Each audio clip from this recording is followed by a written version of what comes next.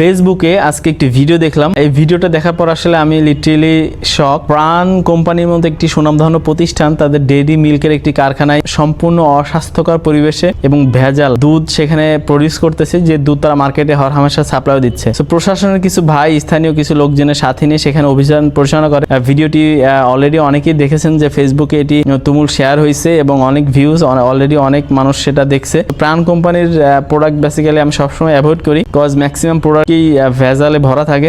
আমরা প্রায় আসলে এই ধরনের ভিডিও দেখি। সো আজকে আমি চলে আসছি কুড়িল বিশ্ব রোডে। আজকে ফ্রাইডে, আমার অফ ডে ছিল। তো আজকে আমি চলে আসছি কুড়িল বিশ্ব রোডে। আজকে একটি স্পেশাল রিজন এখানে আসছি।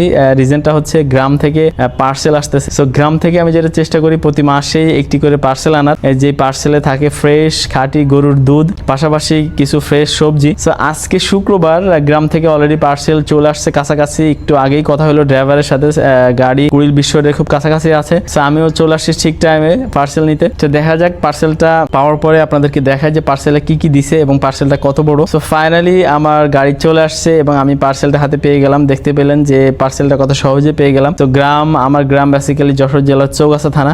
সো চৌগাছা থেকে একটি পার্সেল দিছে সকালে, যে পার্সেলটা আমার কাছে চলে আসছে ঠিক 5 থেকে 5.5 ঘন্টা পরেই।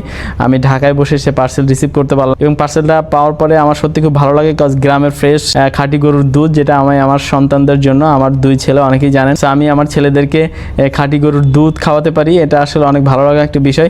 আর ঢাকা শহরে আসলে আমরা মার্কেটে যে ধরনের খাদ্য পণ্য বলেন বা ছোট বাচ্চাদের জন্য যে দুধ অথবা যে কোনো প্রোডাক্ট, ম্যাক্সিমাম প্রোডাক্টই আসলে ভেজালে ভরা। সো আমি আর আমার ছোট ভাই চলে আসছি কুড়িল বিশ্ব রোডে পার্সেল নেওয়ার জন্য এবং পার্সেলটা পাওয়ার পরে আমি খুবই খুশি। পার্সেল পাওয়ার পরে আসলে খুব ভালো লাগে, অন্যরকম, যেহেতু গ্রাম থেকে আসছে অন্যরকম একটা ফিলিংস কাজ করে। তো ছোট ভাইকে পাঠিয়ে দিলাম অটো রিক্সা আনার জন্য, কজ এই এমন একটি জায়গা আছে, এই জায়গাটাতে আসলে রিক্সা পাওয়া টাফ। সো ছোট ভাই চলে গেছে রিক্সা আনার জন্য। রিক্সা নিয়ে আসার পর আমি আর আমার ছোট ভাই চলে যাবো সোজা বাসায় এবং আপনাদেরকে দেখাবো যে আজকে পার্সেলে গ্রাম থেকে কি কি দিছে।